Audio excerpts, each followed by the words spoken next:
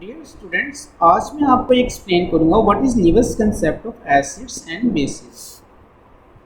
जो last time हमने Arrhenius और Bronsted Lowry concept of acids and bases को स्टडी किया था, तो हमने ये देखा था ये दोनों कंसेप्ट लिमिटेड हैं ऐसे सब्सटेंस तक विच कंटेन प्रोटॉन्स, जिनके पास क्या हो, प्रोटॉन्स हो। इट मीन्स कि ये कंसेप्ट ऐसे सब्सटेंस की नेचर को ही एक्सप्लेन करते हैं which contain protons. But there are certain substances which don't have protons but they are acids and bases।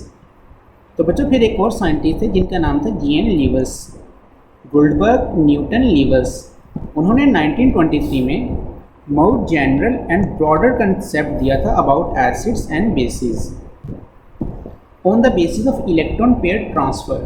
किस चीज़ की बेस पर? इलेक्ट्रॉन पेयर ट्रांसफ़र की बेस पर। अब बच्चों इस कंसेप्ट के according an acid is a substance which can accept a pair of electrons. कि एसिड ऐसा सब्सटेंस होगा जो इलेक्ट्रॉन पेयर को एक्सेप्ट करे, while a base is a substance which can donate a pair of electrons. और base बच्चों ऐसी substance होगी जो इलेक्ट्रॉन पेयर को डोनेट करे। तो फिर बच्चों इस कंसेप्ट के according acid electron pair acceptors हैं और बेसिस जो हैं वो इलेक्ट्रॉन पेयर डोनर्स हैं। Clear? For example, a reaction between ammonia and BF3 boron trifluoride take place by forming a coordinate covalent bond। तो बच्चों ये रिएक्शन देखें बिटवीन अमोनिया एंड BF3। इस रिएक्शन में आपको नज़र आ रहा है कि जो अमोनिया है वो अपना इलेक्ट्रॉन पेयर BF3 को ट्रांसफ़र कर रहा है, डोनेट कर रहा है, और इस तरह इनके दरमियान कोऑर्डिनेट कवलेंट बॉन्ड बन रहा है। क्लियर? और कोऑर्डिनेट कवलेंट बॉन्ड को बच्चों हमने ग्रेड 9 में डिटेल के साथ स्टडी किया था। अभी हम टू द पॉइंट बात करेंगे, क्योंकि इस रिएक्शन में अमोनिया इलेक्ट्रॉन पेयर को डोनेट कर रहा है, तो अमोनिया बच्चों फिर बेस हुई, और BF3 चूँकि इस रिएक्शन में इलेक्ट्रॉन पेयर को एक्सेप्ट कर रहा है तो फिर BF3 एसिड हुआ। Clear?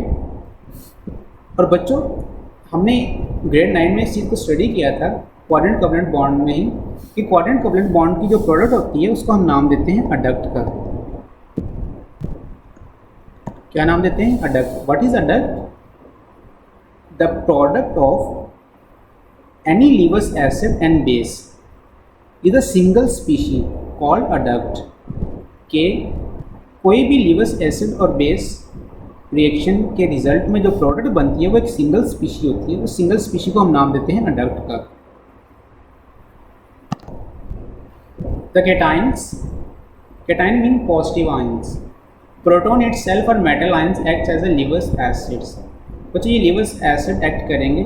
For example a reaction between hydrogen ion and ammonia where hydrogen ion proton acts as an acid and ammonia as a base. तो बच्चों ये रिएक्शन देखें बिटवीन प्रोटॉन एंड अमोनिया। तो इस रिएक्शन में आप लोग देख रहे हैं कि अमोनिया अपना इलेक्ट्रॉन पेयर डोनेट कर रही है H+ हाइड्रोजन आयन। क्लियर? और इस रिएक्शन में अमोनिया जो है वो बेस है और H+ क्योंकि इस इलेक्ट्रॉन पेयर को एक्सेप्ट कर रहा है तो ये प्रोटॉन जो है ना वो क्या होगा, एसिड होगा। क्लियर? और बच्चों इस प्रोटॉन का जो पॉजिटिव चार्ज है is taken up by the whole substance.